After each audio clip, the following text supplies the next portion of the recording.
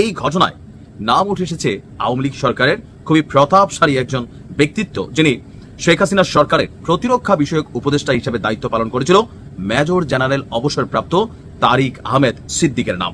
বিমান বাহিনীতে বহু বছরের পুরনো বিমান ব্যবহার করায় জনগণের মধ্যে যখন ক্ষোভ উগরে উঠেছে, তখন ইনভেস্টিগেশন বলছে যে এই F7 যুদ্ধ বিমানগুলো আপনার বেসিক্যালি কে ক্রয় করেছে, কিভাবে ক্রয় করেছে। আসুন, শেখ হাসিনার সরকারের খুবই ঘনিষ্ঠ আত্মীয় ছিলেন এই জনাব তারেক সিদ্দিক। ক্ষমতায় থাকাকালীন তার বিরুদ্ধে মুখ খোলার মতন কারো সাহস না থাকলেও এখন এই বিমান দুর্ঘটনার পর নানান তথ্যপাত্য বের হয়ে এসেছে।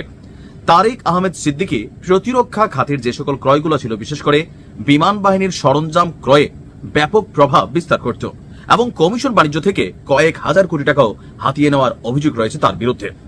এই মাস্টারমাইন্ডের বিরুদ্ধে 1996 সালের পর MiG-29 এবং ফ্রিগেট বিএনএস বঙ্গবন্ধু ক্রয় সংক্রান্ত দুর্নীতির বিষয়ে দুদকে তৎকালীন প্রেক্ষাপটে মামলা হয়। শেখ হাসিনার সাথে তারেক সিদ্দিকীও আসামি ছিলেন সেখানে। তবে 2009 সালে ক্ষমতায় আসার পর এই মামলাগুলো নিষ্পত্তি করে দেওয়া হয় বলে অভিযোগ। তার বিরুদ্ধে বিমানবন্দরের উন্নয়ন প্রকল্প এছাড়াও বিভিন্ন খাতে বেশ কিছু মামলা রয়েছে। আর এই যে বিমানগুলো ক্রয় করা হয়েছে, এটার পিছনে এই মুহূর্তে যতটুকু আমরা দেখছি তথ্যপাত্য, যে 20 থেকে 30 বছর আগে রিসাইক্লিং করার জন্য যে F7 যুদ্ধ বিমানগুলো কারখানায় পাঠিয়ে দেওয়া হয়েছে, সেগুলো আমাদের সরকার ক্রয় করেছে। তবে ক্রয়ের এই তালিকা এক ধাপে হয়নি, বেশ কয়েক ধাপে কিন্তু বেশ কয়েকটি সরকারের আমলে এগুলা কানেক্টেড হয়েছে।